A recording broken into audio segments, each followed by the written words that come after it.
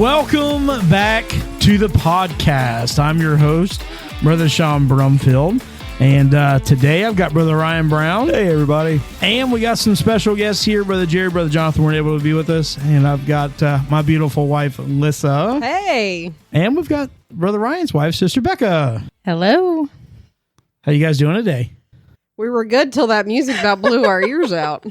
I was not expecting Is it always that loud when it starts? Yeah, it's hype music. We were... Yeah, you should have warned us. Sister Becca, you asked about happy music. That's the music you play to get happy. It was an experience having it in my ear. It wasn't that bad. That's what we were laughing at. Did you not see them? No. We were... I mean, Becca was getting ready to fall out of her seat. I don't know what I was expecting, but it was My just... ears are bleeding. I thought you just made it louder in the editing. Like it started... No, because started here's what quiet. People don't see is that while that music is playing, all of us are playing air guitar and like It's dancing, that's ready to our, go. Our hype music. You didn't warn us. Exactly. Yeah, that's our prep rally. That's kind of like us sitting in the mirror saying, "You can do it. Oh, Yeah, gosh. do it. Yeah. You can do it." Today's gonna be a good day. Okay. So what's going on? Nothing much right now. Yeah. I hated missing that one episode. Yeah, it was pretty rough between Brother Jonathan. He was in youth camp, so we knew he wasn't going to be able to make it. But then between several people being rushed to the hospitals, and then unfortunately we ended up having a death and stuff. So we apologize for missing the one episode, but that's just how life is sometimes. Yeah, it's unfortunate. We don't miss all that often, and hopefully everybody will be able to forgive us for that. Yep. But it's wonderful to have our wives on with us. They're keeping us straight. You know, Becca was already looking and saying, "Guys, we've been here for a while. We haven't even started recording yet." Like we could have already recorded two episodes. Probably. We could have been gone already. Yeah. You know. Somebody's got to keep you straight. Yeah. That's a full-time job, keeping me in line. It's easy to get carried away once you put the headphones on and you start hearing yourself. You're like, man, that sounds pretty good. Oh, Lord. So, in honor of Brother Jonathan, I would like to say Happy National Chocolate Chip Cookie Day. The one time he is not here, and you're going to give him the benefit of the doubt for that. Yeah. It's a National Chocolate Chip Cookie Day. Also, Assistance Dog Day, and Hooray for Kids Day. Hooray for kids. I've never heard that one before, but I thought it would be perfect because we all know how much Brother Jonathan loves chocolate chip cookies. Wait a minute. What was the dog one? Assistance dog. Like your Not- assistant's dog? No, or like like an blind emotional... CNI dog. Okay, that makes more You know sense. what you carry around on a leash? Your Wait, Well- you carry that? The funeral Doesn't home lead you, that you're we like- just went to yeah, for those Aunt- are assistance dogs. there was a dog running around, and it was an emotional support dog, and it had its own business card. Okay, I seen that dog, and I was telling someone, quite judgingly, I'm like, can you believe someone brought their dog that is what to I the thought. viewing? Well, I said, who brought this thing in here? I And I know. turned around, and it had its own... Its name was Coco. It I had its own seen- business card. well, the here's the funeral deal. director at the door with it, and I'm like, no wonder they had to stop that person at the door and be like, I'll hold your dog for you. Here's the deal. I thought the same thing. Like, I can't believe somebody brought a dog. And the reason being is not necessarily because the dog was in the funeral home, but there's no way in the world you would have ever got me to believe that a Chihuahua Was an of assistant. all dogs was going to be in a emotional support animal. for everybody. Look, what was so funny was there was an incident during the funeral that somebody was going through a coughing fit, and they sent their daughter out to get some water. And that their daughter seen the dog, and rather than go get the water, they went and started petting that dog. So I don't know if the people lived or not, but I guess we'll find out. I Well, I think haven't heard anything about the choking fit, so we should. it surprised me because that was a really, really nice funeral home Mhm. Yeah. and like memorial garden. I was like, this is really pretty. It was really nice. And then to see a dog there Well- was just kind of odd. I did a funeral one time in Columbus, and it was the first one I ever did. And we're walking through the place. Me and Alyssa's like, man, this place is kind of, it was already kind of broke down. And like, I It's just old. We'll just say it's old, Mhm. right? And everywhere you turned around, there was a cat. I'm not even kidding. my And there was a cat everywhere. You're allergic to cats, aren't Yeah, you? I am. Yes. The whole time I'm going, I'm trying He to said, catch my "There's breath. cats out there." I said, "Yeah, outside." He went, "No, in the foyer." I said, "What?" Oh, Yeah, my I will say word. this, that they never went into No, they the- never went in the to main, to the main area. like, sitting area. where- Yeah, but still, why have a cat? It's in, gross. In the yeah. Cats bring forth death. Well, and so do chihuahuas, but Mauled by Chihuahua. Taquito. oh man, Yeah, I couldn't believe that dog was there. Like Yeah. it really caught And you me know, off it guard. actually was a good. I have never met a good Chihuahua. Sorry, but that was actually a really good Yeah, you didn't hear it or anything. Chihuahua. No, no, it didn't. the and kids it surrounded never it. went I into mean, the- there were to the 3 or main 4 room of them either. surrounding it, and it No, it just didn't. loved every second of it. Yeah, I've never met a Chihuahua that was personal. Or Like nice. like people. Like they're all like Mhm. attached to one person. Like they're not- attached to one or maybe a family if it's a small family, but other than that, it hates everybody else. I don't like Chihuahuas. Not in a minute. Now if they were a big old like Saint Bernard or Golden Retriever or something coming in, Oh, I'd be yeah. like all over that dog. Yeah, but then again, I would still say, what's a dog doing in a funeral home? Yeah. Saint Bernard with a barrel attached to it. I was like, I don't even remember who I said that to, but I was quite judging in my questioning. Like, who in their right mind Don't feel bad. I did the brought same a thing. dog? yeah. That's Then hilarious. you're like, I paid for that. It's part of the services to get through is you have a That's funny. companion dog to help you grieve. So, what do you guys think about being on the podcast? I know Becca was quite nervous. I was very nervous. I'm still very nervous. Just act like one of the guys. Okay.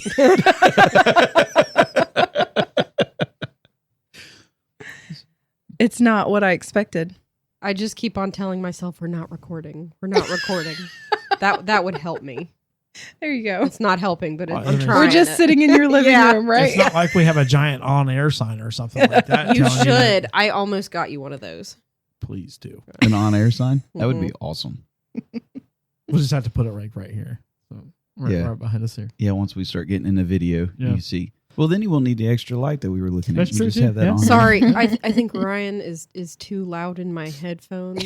I think I want to turn him down. Am I talking too much? Yeah, that's what it is. I'm sorry. Yeah, I do want to say we are right around the corner from starting to do some video content, more probably short form reels and stuff, and then be able to post the actual videos and where people will be able to see what we actually do down here. Listen, I made sure that was not starting today. Yeah. You know what's funny is I when I told everybody that we were going to record today, I was like, I want to do a test video, and then everybody was like, "Nah, I don't think we're coming today." I'm like, "Great, okay." Well, it kind of worked out this way anyway because we were going to hope to get our wives on the last time, which we ended Yeah. up not being able to do an episode. But we were kind of hoping to get our wives on because I would, once we get a little bit deeper into it, I think it would be neat to get their perspective of different parts of the ministry and stuff where they're sitting at, because both Sister Melissa and my wife have different ways into the ministry that they've done. And I do think it would be neat to kind of get their perspective on it. I think so too. We have a few things we That's a could good. say. That's a good. I think we could offer. I think we could offer a lot. You think so? No, I don't. You've only been doing it for a while now.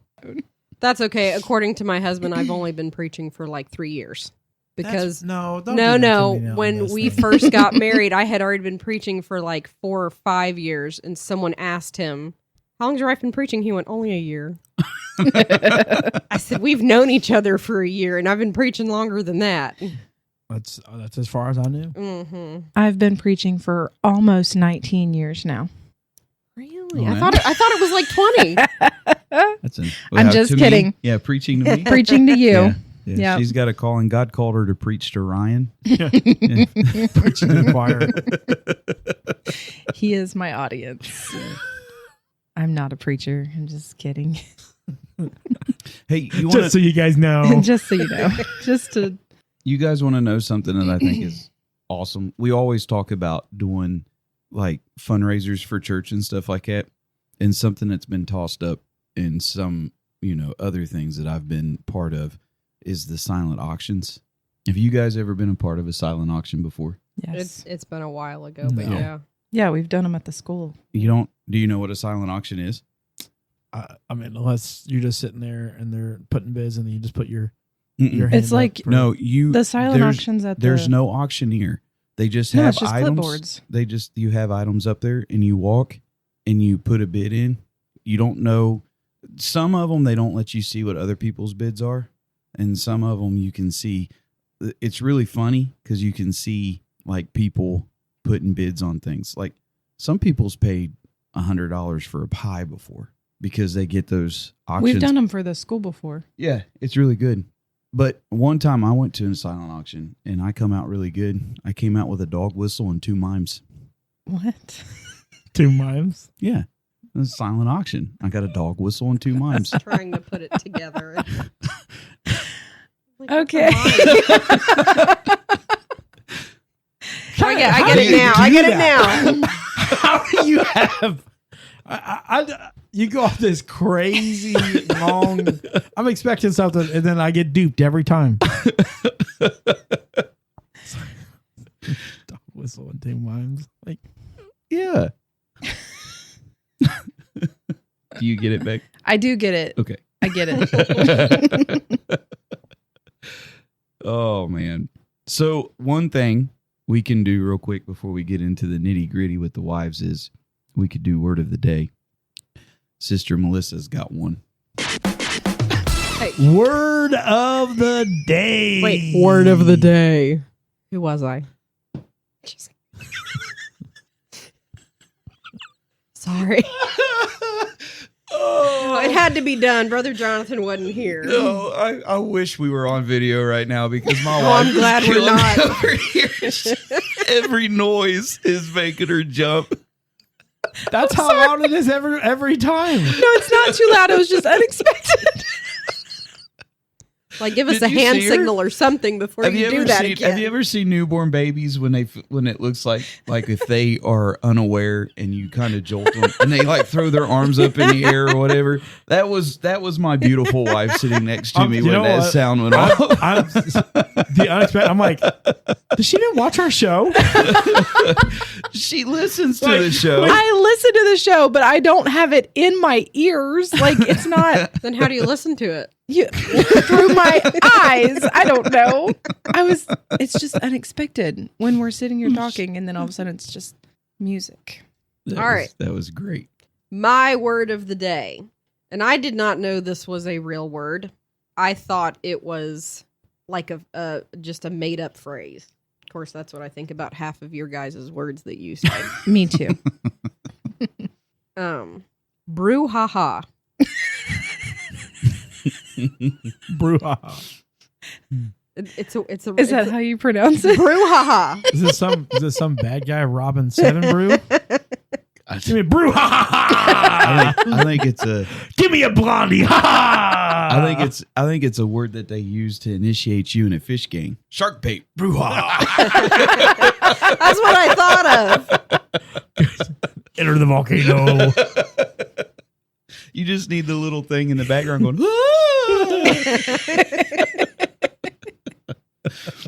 So what's it mean? A wild So- party. You have. So it means great excitement or concern about something. What?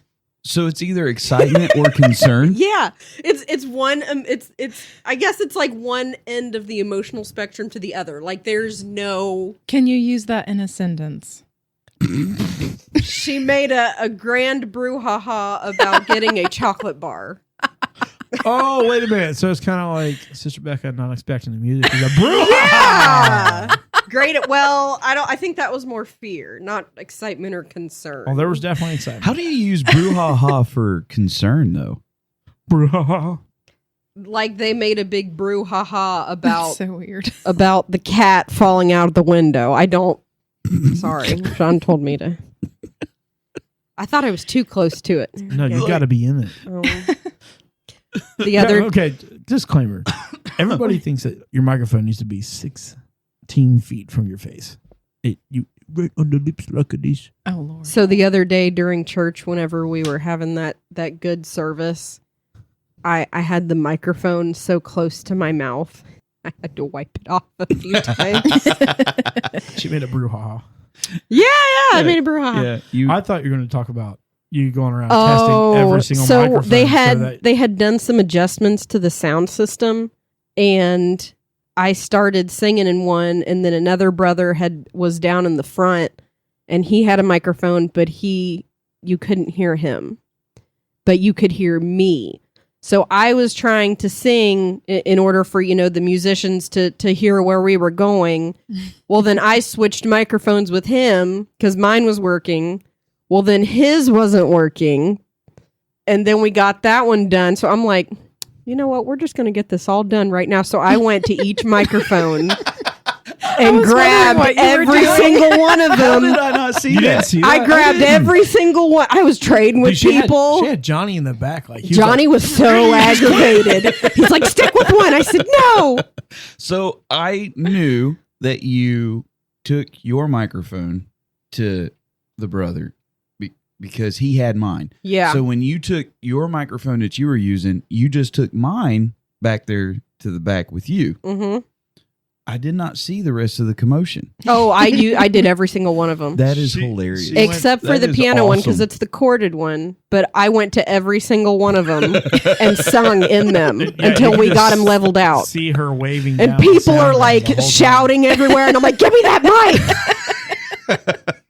Are you done singing? I'm gonna take that from you. I actually did that to one of the sisters. I said, "I'm just gonna trade with you," because she was really getting into it. You couldn't hear her. I'm like, just gonna put this here. I was like trying to move it. I'm gonna have to go back on the live stream and watch I think it was that. Is it Sunday morning or a few Sunday mornings ago? I remember seeing Yeah. you do it, but I didn't know what I you were remember it doing. because they had mentioned it was when Brother Ray testified for his birthday. Yeah. Because he was talking Mhm. about his ex-brother-in-law Yep. getting saved in the hospital.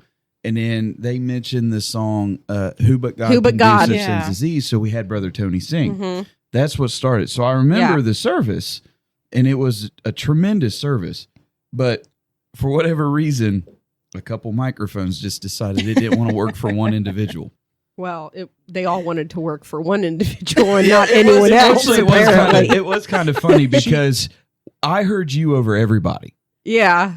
And then when you took the microphone, and as a disclaimer, just so people realize, one person in the church that I'm constantly getting onto about not staying in the microphone is Sister Melissa, Yeah. because she feels like that she gets loud. And so she pulls the microphone away. So you kind of get this little number right here. I'm not used to sitting next to the guitars on the wall. Just beating up my Telecaster with his head. Oh man. But you kind of, she gets to this point where she's really in that powerful note of the song, and then she pulls And the yeah, microphone yeah, away from yeah. her, She's like a. She's and like then a she fly. puts it back. So you kind of get this little kind of number. So it was hilarious because the microphone wasn't working for Brother Tony, or it wasn't picking him up, which he was kind of holding the microphone a little bit away from his mouth. Yeah. But it wasn't picking him up. And then Sister Melissa, of all people, who I'm constantly having to tell to get into the microphone, you can just hear over top of everybody. I wish I would have seen you testing all the microphones. I'm glad I didn't, because I think you can go back through the live and watch all of it. I'm just, and people were thinking, even watching on the live, like, what is that girl doing? Is that something Jesus told her to do? It wasn't No, just it the live. wasn't. All of us were like, "What is going on?" Yeah, well, not me, because I didn't know. Yeah. I think it was just that you didn't like the color you had. Like, I want that color. Sometimes Wait, I I'm gonna do take that. yours now. Sometimes I have to. No, sometimes I do. If I'm going to, I did that with Sister Regina a lot. Like if she usually used the blue microphone, and if I had on blue, I would purposely go over to her and be See, like, "This one matches." Me John better." has me to where I feel like I have to use that. Is it I don't The know, violet. You're in the purple. You're one. you're in the purple one. purplish magenta or whatever. He has it turned up, and I feel because- like if I use any other ones, I have to let him know. it's true because you have because you have such a softer voice that sometimes whenever I'm back there, I do have to, if you get another one, I have to turn your level up. Let's just say I have your game boosted over here. Can you turn Becca down a little bit? I can hear her a little too much. Before we started, I was like, I hear Melissa really loud in my ear. I think she just didn't like what I was talking about, but it's okay. That is great. I'm sorry. That should be our code in church now. I can hear Brother Ryan a little bit too much in the microphone. Hey, look. Can I turn him down? There's times if you catch me looking up at the preacher amp. Oh, I thought you were looking, all spiritual and all. I do that a lot. But if you catch me where I'm like that, it's killing my ears. And okay, so that affects me. Don't ever try to give him hand signals as to what to do. No. He cannot be incognito about anything. The last 3 different times I've told him something, he interrupts his whole whatever he's saying to stop and look at me and ask me again what I'm saying. I'm like, oh my. It's because it's a man's thing and we can't read lips. I can't read lips. The one time where it just sounded like he was literally laying on the microphone. It was during Sunday school because Sunday school is quieter and we're just sitting there, Dude, she literally told me I was back away from the microphone. I did because I'm like, I know it's because he's so close to it. But I wasn't. This was before we had everything adjusted. Yeah. So all of our, our gains and stuff was it was hot. And so I was just like okay, it's good to have everybody here this morning and I'm getting ready to start and all that stuff. And Becca's making these motions to me. And so I kind of I can't read lips. She's been married to me. We're almost at 19 years. There's never been a time that she's been able to mouth something to me. And me be able to tell what she's saying. I felt like I was making myself very clear. If I've done it one time, it's I'm doing really good in that, right? And so I can't talk and try to read what she's saying, and she never says anything to me unless either A, I've done something wrong, or B, there's something that she needs me to. Do you want me to start giving you thumbs up when you're doing good? I'll just be like. Yes, like the first time Benjamin preached, we had pom poms. Yeah. Since I only say something if you're doing bad, I'm just gonna start. She corrected me one time in the river. What was it that I said? You were saying I was saying something in the scripture. It was different because you got into you were like preaching and you started. Instead of reading that scripture, you were quoting it, but you were saying one word wrong. I was talking about Isaiah chapter number 6 when he says that his train filled the temple. No, that was the second time. Oh, okay. The first time you were just saying one word wrong, and I was trying to say the word, and you just kept looking at me, and then you would look away and say it again. I'm like, oh, help him, Lord. Help him, Lord. I've just come to the realization that he's just going to say what he can because I'm getting to that point. He's rubbing off on me. And I'm like, hey, one time I was preaching. This was I might have still been youth pastor at Sharonville when this happened, but I was trying to quote John 3:16. And do you remember this? No. And I couldn't get it out. Every single word. And I finally struggled with this. And it made me so mad that I'm like, you know what? I'm going to quote this whether it kills my message or not. Whether it's right or not. So I got to, for whosoever, and see now, look, my mind just went completely blank. That's all, folks. Believeth. Whosoever believeth Repeat in after him. us, Ryan. Yeah. So I got to that point. For whosoever believeth in him shall not perish. And so I finally get to that point. Is that right? Wrong? You guys are just looking at each other. Now you guys are. Now look, I got you guys questioning now, don't I? So anyway, I get to that point and I say, shall not perish, but have everlasting life. That's the end of it, right? And I had struggled with that so much. I got to shall not perish. They shall be saved. I remember that. And Becca just said, "Aw." He tried so hard. The other day in Sunday school, we were talking in Ephesians chapter 6, and it was talking about the flesh, and I kept saying fresh, crucify afresh. And Benjamin got all over me. He's like, "You're hanging out with my dad too much." So, I'll tell you this: when it sits on you, it sits on you. When it's that hard, you're like, "Oh my word, it does." Can I get through this? And then you just dig a ditch at that point because you're trying your hardest to get, and you just make it worse. I'm good at digging holes. So, with that being said, What scripture were you quoting? John 3:16. For God so loved the world that whosoever believeth That he on gave him, his only begotten. That's it. For God so loved the world that he gave his only begotten son, that whosoever believeth in him shall not God perish so loved but the have world that everlasting. anybody can get saved. See, that's exactly how it was that night. And I got to that point and I'm just like, shall we saved? Ah! That's you. Oh, my that's word. me. The Take one, that, you Calvinist. the last one that you did. The last time, okay, I've also stopped saying anything because he said from the pulpit, Sister Becca's correcting me.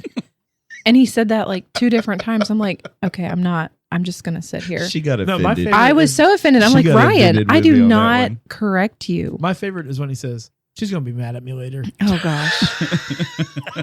So the last time, Maybe we don't talk about our wives in the ministry. I think maybe we just say, okay, it's fun having you guys. So on. See ya. so listen, this last time it was that you were saying when his veil. Yeah. No, When his it was train supposed filled to, the temple. yeah, Isaiah it was chapter number supposed to 6, be- But I kept saying veil. his train filled Yeah. the temple and you kept saying veil. And I tried to correct you the very first time just by looking at you and saying train. Maybe you should have cards I should. because you sit right there in the front, just I'm like right there, and I would look at him like one of those and whiteboards. He would that you catch can my write eye. on. Yes, he would catch my eye, and I would just say train, and then he did not get it, and he continued to That's say. you know what you got to do. You look up and go, choo choo. So I just And sat he'd be there. like, "Oh yeah, that's No, it." I wouldn't. I'm I not wouldn't going to at say all. anything. She didn't, but she did get me in the car. Well, I just And in her defense, veil and train are 2 different two things. different things. And so from How then on, so? I was just like, Lord, help him. Just help him, Lord. Veil and train. So like Yeah. veils for Yes, your like head a and veil like the a- veil comes is like over for your the bride face. that covers your face, but the train is The what train. I call it the cape But of the isn't there a kings. veil that just sits on the back that's kind of like a train? It's attached to the veil, but the veil is what separates. Yeah, the veil is over your face. But the I train, I what didn't is- the veil have. is split I in didn't. two. I didn't have one at our wedding. Because You and Gene. we were in Gene and it was COVID and it was a parking lot, so I didn't get the veil. They all went to Dollar General afterwards. And Yeah. That's all right. But we went to White Castle, so What? remember when we were on our way to Indiana? She Oh, was asleep. on our honeymoon. I woke her up. I said, "I'm So hungry." romantic. I said, "I'm hungry. You want something?" And I was in the parking lot at White Castle. I just looked at him like, are you kidding me? through the good times and through the bad. Gross. So we got our wives. Our wives have to deal with a lot in the Amen. ministry. Oh, And, my bad. It's not that bad. Brother Sean gave me a dirty look. They do. I thought you wanted our input.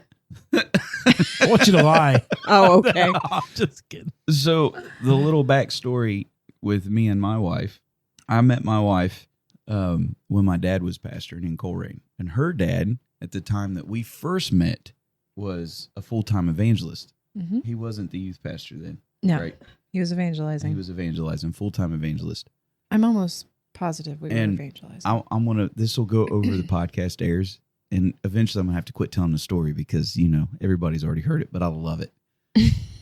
The first time that they were ever at our church, I came in kind of late. I was the drum player at the church when Dad pastored there in Coleraine, and so I came in kind of late, and they were already sitting, and so I come in on the side, and I'm walking on the opposite side of the church that they're sitting at. And her sister, my dear precious sister-in-law, Leanne, looks back and then looks at my wife and says, "Hey, there's a boy here our age." And my wife's response says, "Is he cute?" And my dear loving sister-in-law said, Not really.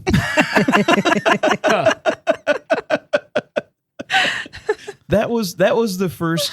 I don't know about this conversation, okay? But I instantly had a crush on my wife. 2 years later, she finally decides that I am worthy of her time, and she talks to me. And when she finally lets me, I was dating not someone that time. else You at wasn't that dating. time. You wasn't dating at that time.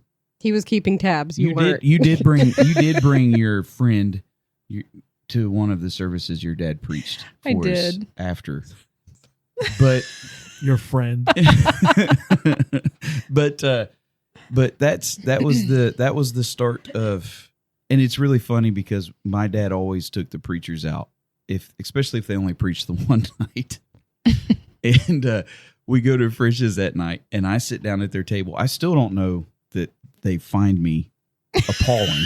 We did not find you appalling. You know, I Just still, not I cute. still don't know that Just- I'm just ugly. not appalling. You know what I mean? Yeah. I still don't know that I'm not cute in Wait, their eyes. was it dorky? Is that what the No, term yeah, was? that comes a little Yeah, later. yeah. Yeah, that comes a little later. He's working up to that one. So Oh. we go to Spoiler alert. Listen, we go to Frisch's, and my mom and my dad have the table with Mike and Norma, my mother and father-in-law, and then I'm sitting at the table with Leanne and Becca, and we're sitting there, and as soon as we all get sat down, Mike stands up and says, "I think I'd rather have pizza. Let's go," and they leave.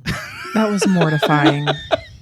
Like, so we just. But that's how my Like- dad is. Like he Yeah. wants what he wants, and he does not care So that was the. to just say, "I would rather have pizza." It was good seeing you all, and we had to leave, and it was so embarrassing. So the first time that she finally deemed me worthy of her time, she told me that she thought I was a dork.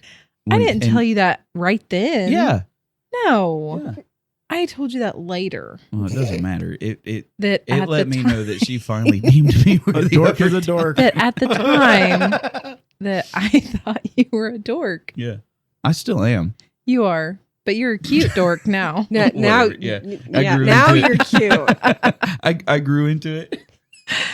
He won me over. Prayer. Love is growth. Love is blind. Ain't that what they say?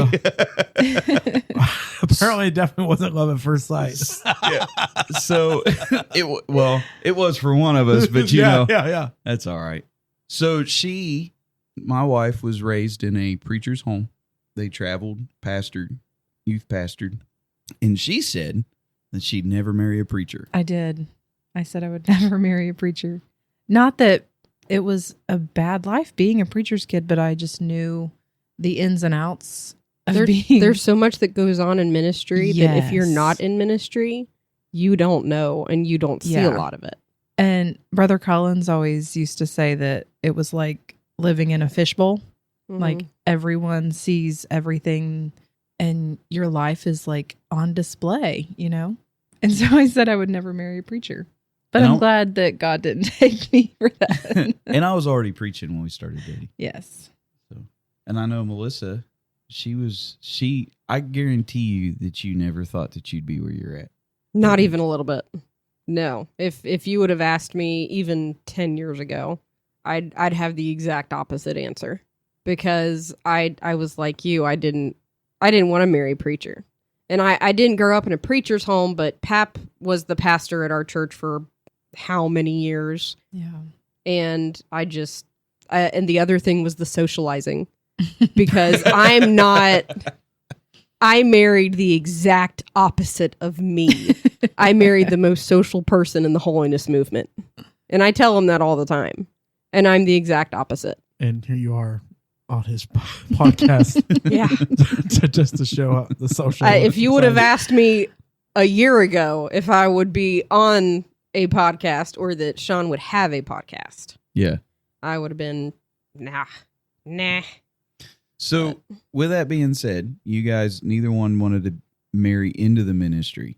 What do you take away from it now?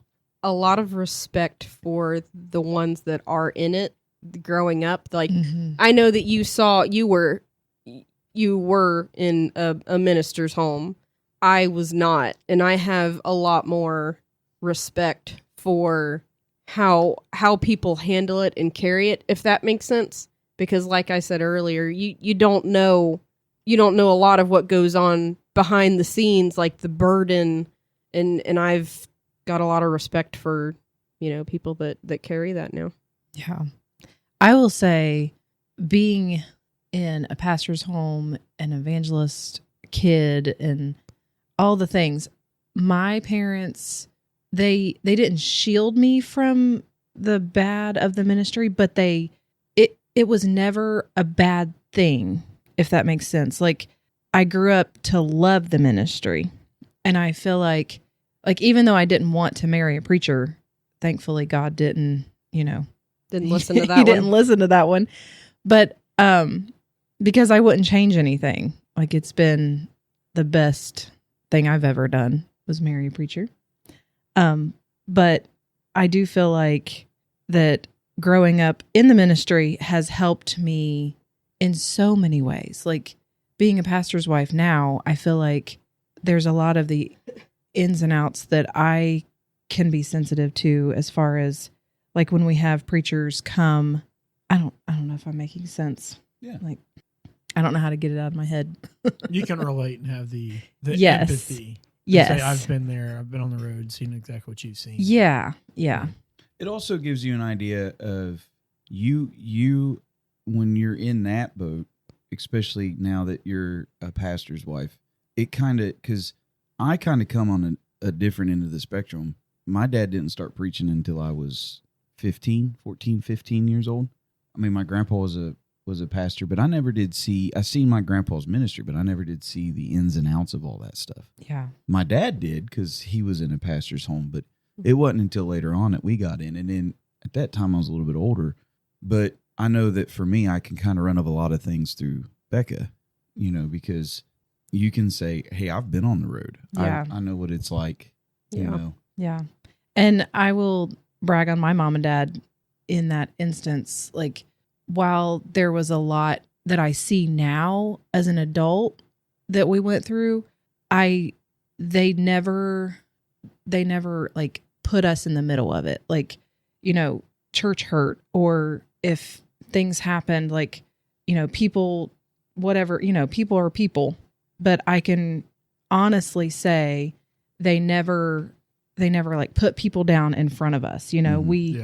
We grew up to love the ministry and to love ministers, and preachers were some of our, the people that we thought were celebrities. Yeah. And I'm seeing that now in our kids, and I love that. Like, Benjamin, when we go to camp meetings, he's like starstruck. Like, Mom, did you see brother so-and-so's over there?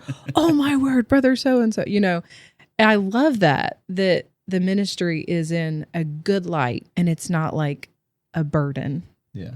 It's a burden, but it's not like a, Yeah, I think in ministry it's easy. Like you said, people are people, and circumstances are going to arise, no matter the case, the people, and all these things. But it's a matter of pointing that finger back to somebody and saying that does not have to be visible. We can say that there's heartache, there's trouble, there's all these things going on. Be careful with this or that. Yeah. But it doesn't have to come, sit around and point to somebody that and say it's their fault or right. That's what hurts ministry. It is when you sit and focus on so and so who fell or this or that and the other, and I mean we've all seen that, and but that's putting it in a good light where you can respect it and say that people are still people. Yes, the man of God is still humanity. I feel like I learned that at a very young age of not putting men too far up, as far as when they fall, your trust has to be in God. Like, you can't put your trust in man. And when I was a kid, I remember a preacher falling that I had, all the confidence in, and it really bothered me, and because we were at a camp meeting and he was the night speaker. Yeah. And it wasn't 2 or 3 weeks later that I remember hearing, some things that came out, and I was just like, what in the world? And my mom and dad explained it. God will use, because at the time I was so confused, like, people got the Holy Ghost in that revival. People got saved in that revival. Mhm. How did God honor that? And they explained it so well. Like, God's word will still go forth, you know? Yeah. And it's not the man, it's the power of God that did all those things. And it just taught me not to put so much, you know, you put your trust in them, but it's because of who they have their trust in. Yeah. It all comes back to, well, you got to take whatever we hear with a grain of salt. You know, we got to have, you know, we don't hear it very often, but there's got to be discernment that takes place in our lives where we can say, you know, the word does not return void. Mm-hmm. It's always going to have a powerful impact. It's always going to affect somebody. Now, whether that's positive or negative, that's one thing. But when the word is preached, it's going to bring forth fruit, no matter what it is. And it's up to us to take what's being preached and then align it up with the word of God and see what matches and what doesn't. And sometimes it's 100%. Then there's other times you're like, yeah, I don't go think along that's with what this, that but is. I don't necessarily agree with that. I like your perspective, but Yeah. no, I don't think so. Yeah. So when we started coming to Sharonville, Becca and I, Sister Melissa was still part of the youth group. Yeah. It's been a long time. Does that mean we're old? You're older than I am. I think I was, so Benjamin was born in 2010. So you came like in 2009, 2008, 2009. Yeah, I was still in I was 17, you were 17, 18. At the end of that precipice, but you were still, because I remember taking you guys to the fire conference, and that was like the first, and I'll never forget that. That was like the first big trip that we took and then Becca and I were quote unquote young at that time. We were like early 20s, and I know that some people were like, well, who's the adult that's going, you know, kind of. We did have someone ask that. That was kind of where we were at the time.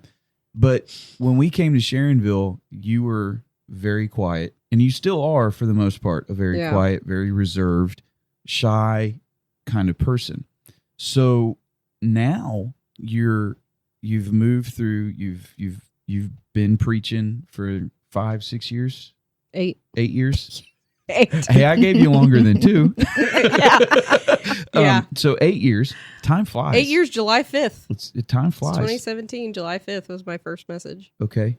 So 8 years you've been preaching. You married a preacher, and you guys, you went from being part of our missionary to now being youth pastors.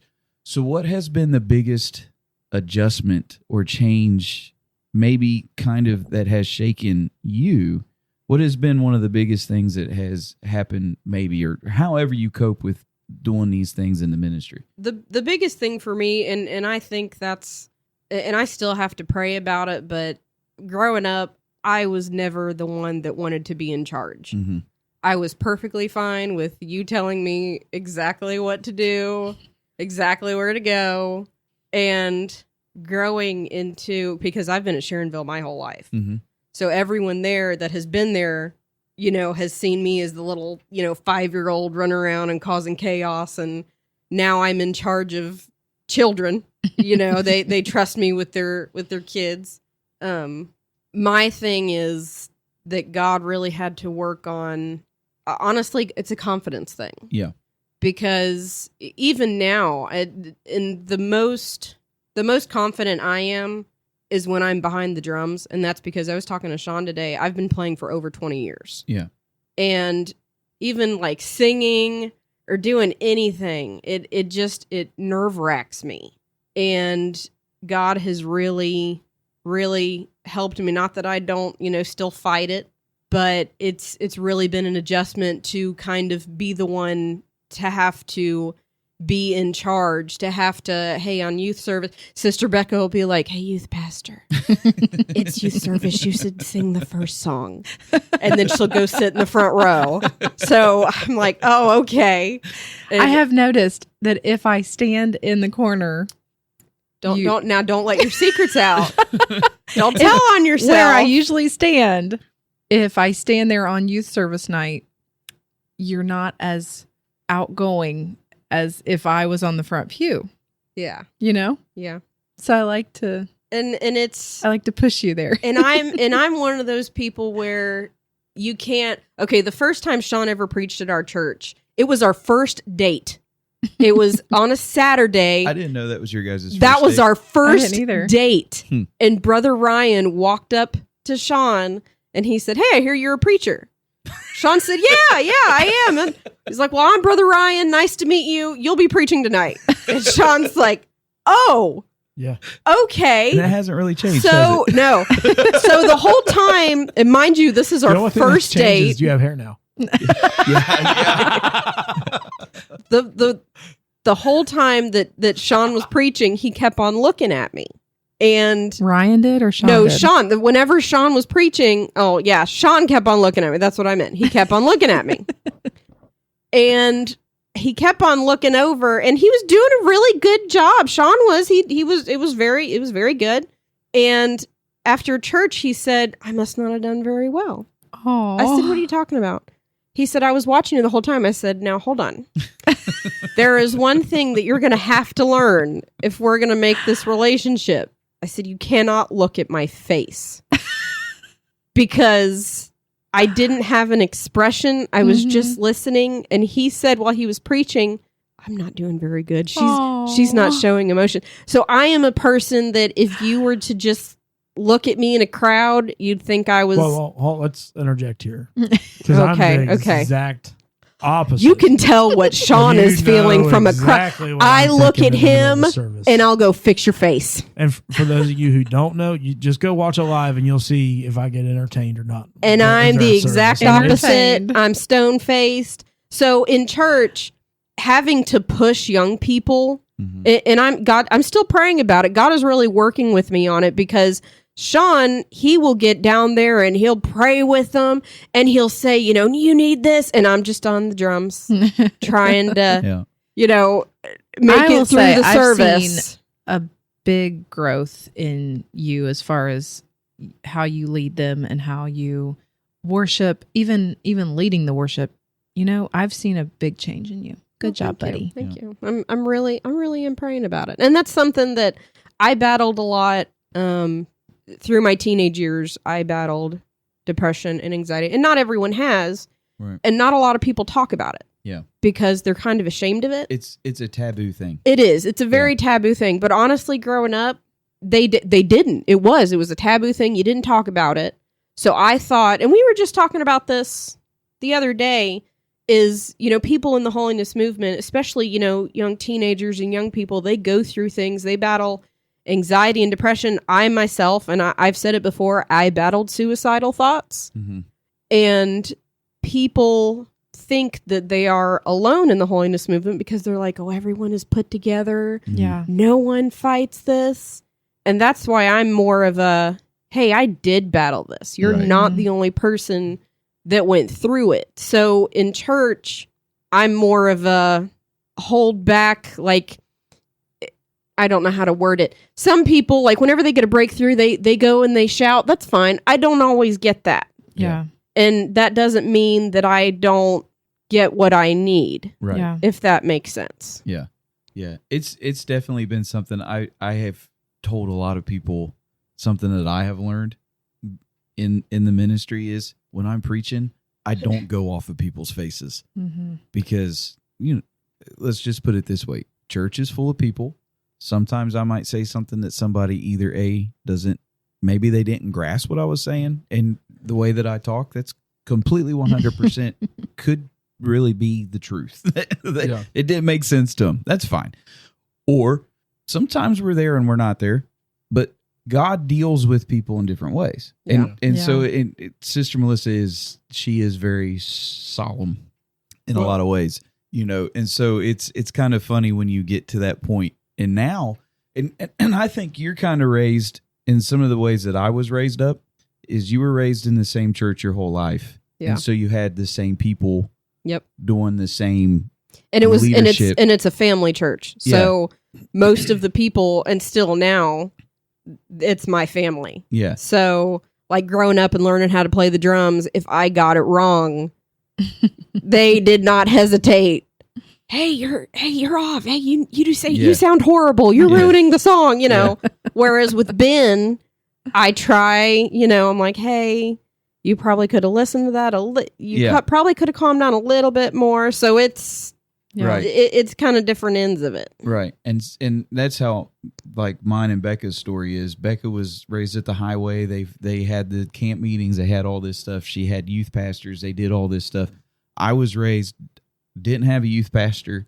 I could tell you who the altar workers were when I was growing up, but that was, and I don't mean this to cast shade at anything, it wasn't necessarily passed down, if that makes sense, from one generation to the other. Yeah. So it was never really something because they did it.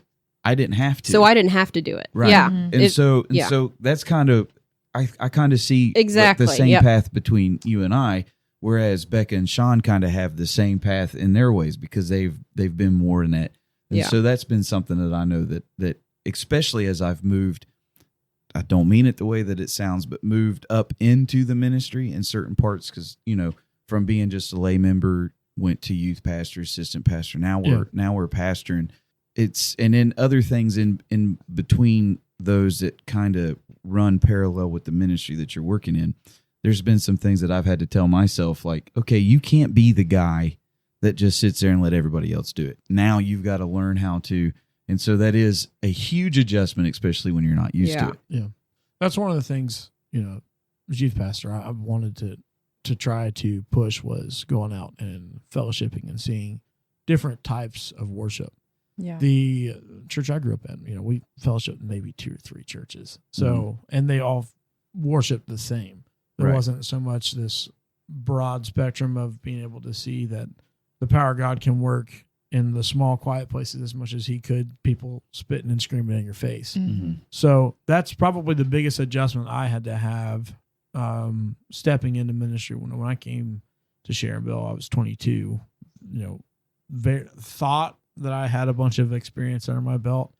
You know, and 9-day difference, ain't it? Yeah. Looking back, I would have hated myself, like if I'd have met myself out in the front. You know, it's kind of like, you know, I guess just because young and dumb, you know, you kind of you get to that point. So, well, it's not even necessarily young and dumb. When you're young, you're very zealous. Yeah, and young people in their zeal have a tendency to jump full force into it without considering the fact that just because it was this way with these, it's not necessarily this way with that one. The expectation of, I always thought for a power of God to move, for healing to take place, you had to have the upfront in your face kind of emotion and response, and people's got to, you know, somebody's got to cry, somebody's got to do this and that. And when it's like, Jesus didn't spit and crying. Well, I mean, he did spit in people's faces, but I mean, like, it wasn't in a way of him like authoritatively trying to take control of the situation. Mm-hmm. He's not putting his hands on people, shaking their bobby pins out of their hair. Yeah. You know, that's not how I picture Christ. And was I see him as obviously he was, you know, 30 when he started moving into ministry. I mean, he's a mature man. He's seen life. Yeah, worked. He's been, you know, and I guess that was not a portion that I had seen. So, you know. And I guess when I was looking at Lissa's face, I was just kind of like hoping that I impressed this girl. You know, she was not that impressed. Apparently, no. Apparently, I was. Oh yeah, she's married to me. At the time, I was like, I'm never going to be able to come back here. She is not going to like me. But you know, that is the biggest thing that I had to really adjust was my expectation of how other people receive and worship God, because I was only exposed to one way in worship. Yeah. Well, there was one instance, and I can't remember. It was probably earlier this year or late last year. We were having a really good service, and someone wanted to pray for me, and I really started crying. And I was really feeling it. I mean, me and the Lord, we were having a heart to heart, and I wasn't shouting. I wasn't, you know, throwing bobby pins out, but I was really getting what I needed. And come to find out that Sean and I were talking, and he said that the devil battled him saying your wife's not getting what she needs because she's not reacting how you think she should. Mm-hmm. So that's something that we, not only in the ministry, but as a couple, had to talk about because, like we've said, he is the exact opposite. You can tell how he feels just by looking at him.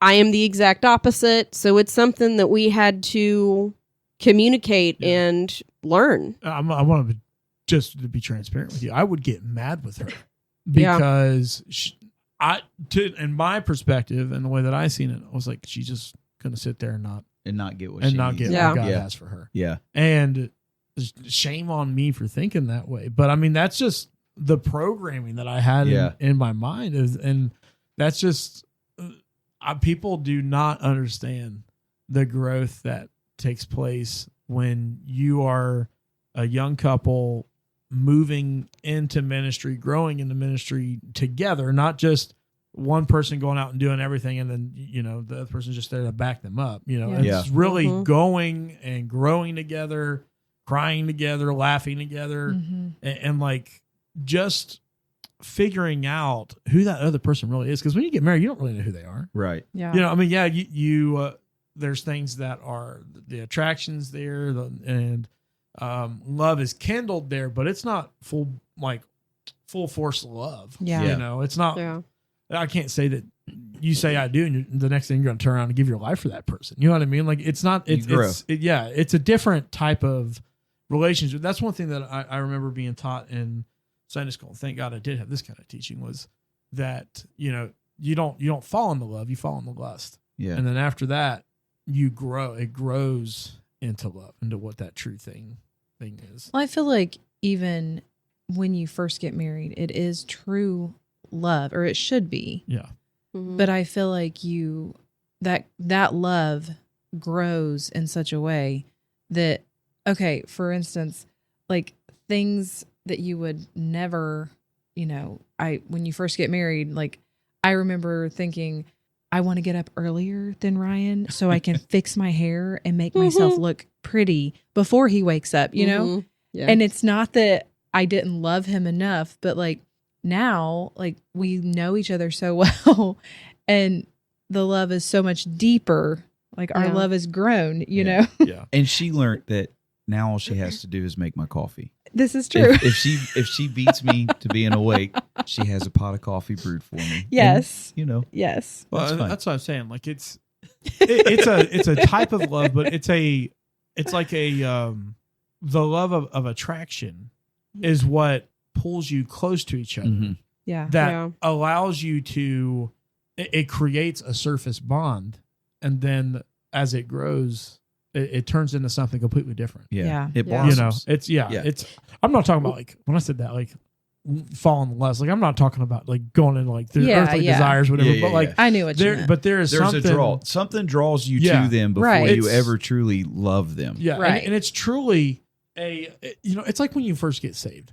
Yeah. When you get saved, you receive a portion of the Holy Ghost, and that is the Spirit that awakens us. Yeah. Yeah.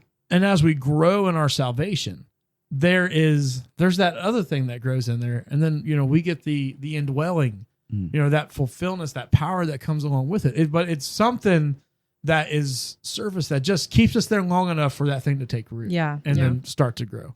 And I had someone give me advice before we were ever engaged, and they said, the first 2 years of your marriage are going to be absolute bliss, and after that, it's going to be terrible. So I kind of went in there thinking, okay, this is going to be awesome. And we've talked about it. We're going to be straight up front. The first 2 years of our marriage, and it wasn't because we didn't love each other, but it was because, COVID had hit. Yeah. So right then we're thrown into automatic chaos and quarantine. Mm-hmm. Like if you didn't like this guy now, you're going to have to like him because you can't go anywhere else. And it was, you have to learn that person's habits and their patterns. Mm-hmm. And I'm more of I have to earn my sit. If I sit down, I have to clean something or I feel like I have to do something. Whereas he is oh, we can just, rest and relax. And I didn't understand that when we first got married. I'm like, Still doesn't. we haven't done, like you haven't done 3 loads of laundry. You can't sit down yet. Yeah. So it was the exact opposite. The first 2 years of our marriage, it was hard. Yeah. But after that, you learn more about that person, and it's Right. Yeah. So the one thing that I will say with preachers' wives, especially, well, there's a couple things before I get into this. I think that the holiness movement, it really does young ladies injustice, Right. mhm. because they talk about with young boys getting into young men, they deal with them on really get in there. God's got a calling for you. You could be a preacher. You could be a missionary. You could be this. You could be that. I mean, men will catch the world on fire, and they're not wrong. God's got a calling. I believe God's got a calling for everybody in their life. Even if they don't preach, even if they don't sing or whatever, you're still shining a light for the Lord. But then when they get to the young ladies, it's like, you can marry a preacher. Yeah. Yeah. You can be a And, preacher. and that's as far as it goes almost. And that kind of is, but there are some tremendous women in history that didn't marry anybody. They stayed single, and God used them in ways. Yeah. Or they married. Maybe they married a preacher, but it wasn't because they married the preacher that made them so great. It was because they had such a tremendous prayer life or something like that. So I do think that if we're not careful, we do kind of paint this very limiting figure for young ladies moving. We prayer warriors. It's other roles that aren't talked about a lot. Exactly. Like it takes, I believe that being a musician or even being a song leader is a calling. Yeah. Because Song leaders are powerful. not You everyone, have your to have song them. can either make or break the it service. can, and there is people that can sing and be tremendous in their singing, and they can have a power in their singing. Yeah. But it's a whole lot more to know what song to sing at what moment. That in and of itself is a gift from God. Yeah. So there's so much that even with young ladies going into the ministry or going into these things. So you kind of grow up and you're kind of in that aspect. You're kind of limited to this box in a lot of ways. Yeah. If you're not. But with that being said, both of you ended up marrying preachers, and of course the ministry has evolved for each one of you. And I will say with this, I respect, and I have a lot of respect for preachers' wives, full-time evangelists or pastors or youth pastors stuff, because wives, they don't just have to get what is going on in the church or what is going on in the movement, but full-time evangelists, they've got a lot of times they'll have young kids. You see a lot of them that are younger. They have to take care of the kids. They have to keep them in line. They have to make sure that everything's presentable. They have to go and they have to present. And in our movement, it's not the man that's looked at, it's the woman that's looked at. If the wife doesn't look like they meet the standard, the preacher doesn't even have a chance, Right. Yeah. And so you have all that pressure, but then on top of that, you got to carry the burden for the husband. Yeah. And so you have all of that that's going on. You're looking at all this stuff. So with that being said, what has been how do you take all that is quote unquote expected from you and all that you bear for your husband and for the work and for all of this stuff? What is the one thing that you say that helps you continue on as you carry the burden for what you have in your life and with your husband working beside as pastor, as youth pastor? How do you push through that? I don't know if this answers your question directly, but I can remember when you first became pastor, and it just like hit me one night when I was sitting on my bed that I was the pastor's wife, and knowing that like a lot of the people we were pastoring were older than me, and pretty much some of them were the same age. I got to where I was panicking almost, like, what in the world are we doing? Yeah. And it's a family church. Yeah. So that And I that was in and of sitting itself there- is probably nerve-wracking. Yes. And everyone knows us. Like, it's a very small church, you know? Yeah. And I can remember sitting there and I was crying like, Lord, we're not ready for this. I'm not ready. Ryan may be, but I'm not. And I was just pouring my heart out to God. And I'm not saying that, you know, he spoke these words, but it was just like, I just got a peace about it all of a sudden because the Lord just spoke to me that I didn't have to. I don't have to do it. I don't have to have, because I was like, you know, what if someone comes to me for advice and I don't know what to tell them? What if they have a question and I haven't experienced that yet? And it was almost like the Lord just said, you don't have to. And I learned through that, my job is to get as close as I can to the Lord so that he can work through me. Mm-hmm. And he'll do it. Like it's not us. We don't have to do anything but let him work through me. And I feel like that's something that I have tried my best to pray, and I still pray every day. Lord, give us wisdom. Let us be sensitive to you, to where if there's something that needs done or something that needs said, that I'm not too busy or too much into what I'm doing that I can't hear what God wants from us at that time. You know, something that we've tried to teach the kids a lot lately is pastoring is servanthood.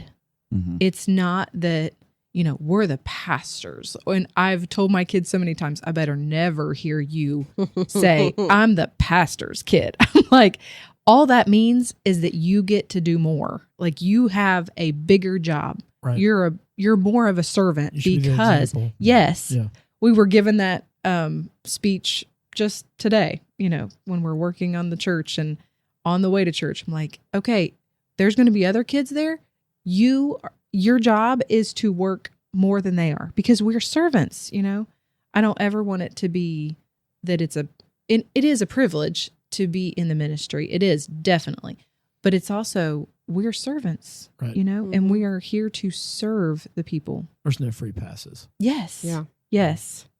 Not to piggyback off of Sister Becca's, but you kind of hit on what I was going to say. You know, I struggled a lot with, like I said before, I struggled a lot with anxiety and being, you know, leading people and how am I going to lead these kids or, you know, be a song leader or whatever if I can't even get myself together. Yes. And just something I struggled with. And it is a lot of, you know, hey, God, I cannot do this. And you're right. That's when he says, you don't have to, you just have to be with me. Yeah. You know, follow me and I'll work through you and I'll show the love through you. Yeah. You know, something I've learned lately, and I feel like I just had this conversation with somebody the other day, that we don't think about the fact that God created every part of us. And a lot of times we view our weaknesses or things that we struggle with, and it's almost like we feel like we, you know, God doesn't realize that I can't do such and such, or God doesn't know I can't do, you know, I can't speak, I can't sing, I can't lead or whatever. And we forget that God even created our weaknesses and he does all things well. And I've begun to try to pray, like all of the things that I struggle with, like, I don't know, just different things that I feel like I could do so much better with if God would just change me, you know? I've tried to start praying like, Lord, you made me this way. Help me to use that, figure out what it is, you know, why did you create me like this? The, you know, having a lack of time management is something that I struggle with. And I'm thinking there is a reason. Maybe it's to draw me closer to him, to work through that. Like, Lord, I pray that song over myself all the time. Change me, Lord, you know, make me better, because there's so many things about myself I don't like. And I know that God created every part of me. So there's got to be a reason for the things that we struggle with, you know? Does that make sense? Yeah. And I have to say, as a person, as a lay member, you're doing a good job. Oh, thanks, buddy. I mean, Brother Ryan is too. You know. No, I think it's wonderful to see the ministries moving the way that it is. Mm-hmm. It's really been great to see how God's been moving in Sharonville. Yeah, and he's doing great things there. He is. And ministries coming together, and there's no competition. There's no, ever since I've been there has never ever been. I preach better than you. Yeah, or I got to preaching you didn't. Yeah, you know, like it's the entire mindset is, did God get to do what He wanted to do in this service? Yeah. And there's such a unity. That. Yeah, it's amazing. Mm-hmm. And I've only been a handful of places that I could say that was the mindset, and not there wasn't any I'm better than you or that kind of stuff. So now you got a taste of what we do when we do our podcast. What do you think? It got easier though, didn't it? It did. It did. Yeah, it's good having you on. Yeah, I've enjoyed it. It's been awesome. Thank you. Well, guys, they got shocked again here. They got poofs all of a sudden. Yeah, they sure did. Yeah, they turned apostolic. The hair got so high. Let us know if you enjoyed this episode. We sure did. We had a blast recording this. You can reach us at pulpittothepew@gmail.com. We also have a text link in the bottom of our description. Let us know if you like this kind of stuff, and we'll try to get them back on. See you, everybody. Thanks for tuning in. Bye.